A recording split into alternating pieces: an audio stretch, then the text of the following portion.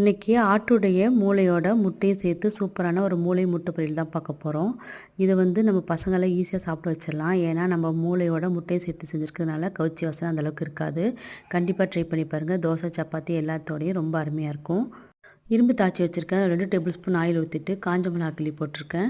நல்லா பொரிஞ்சதுக்கப்புறம் 2 கையளவு சின்ன வெங்காயம் நறுக்கி சேர்த்துருக்கேன். வதங்கினதுக்கப்புறம் 1 கையளவு தக்காளி சேர்த்துட்டு நல்லா வதக்கினதுக்கப்புறம் இஞ்சி பூண்டு பேஸ்ட்டு 1 டீஸ்பூன் எடுத்துக்கலாம். பச்சை வாசனை போனதுக்கப்புறம் நம்ம மசாலா சேர்த்துக்கலாம். அடுப்பை சிம்லேயே வச்சு நல்லா வதக்கிடுங்க. மஞ்சத்தூளும் உப்பும் சேர்த்துட்டு நல்லா வதங்கி வந்ததுக்கப்புறம் நம்ம மூளையை சுத்தம் பண்ணிவிட்டு அதையும் சேர்த்துருவோம்.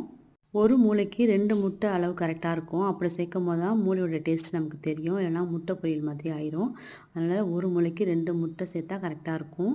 இப்போ மூளையை சேர்த்துட்டு எண்ணெயிலே நல்லா கட் பண்ணி விடுங்க இந்த கரண்டியை வச்சு. கட் பண்ணும்போதே நமக்கு வந்து பாதி அளவு வெந்து வந்துடும். இதுக்கப்புறம் வந்து மிளகாத்தூள் 1/2 டீஸ்பூன் எடுத்திருக்கேன். அதில் பிரியாணி மசாலா, பட்டை, கிராம்பு, ஏலக்காய் அரைச்ச அந்த மசாலா வந்து ஒரு 1/4 டீஸ்பூன் எடுத்திருக்கேன். அதோட கறி மசாலாத்தூள் ஒரு 1/4 டீஸ்பூன் போட்டுட்டு கடைசியாக நம்ம வந்து முட்டையை ஊற்றிக்கலாம். நான் சொன்ன மாதிரி 2 முட்டை மட்டும் தான் சேர்த்துருக்கேன். சேர்த்து அடுப்பை சிம்லேயே வச்சு நல்லா கலந்து விடணும். எண்ணெய் கொஞ்சம் அதிகமாக ஊற்றினா தான் அடி பிடிக்காமல் வரும். இல்லாட்டி அடிக்கணமாக நீங்கள் வந்து பாத்திரம் எடுத்துக்கோங்க.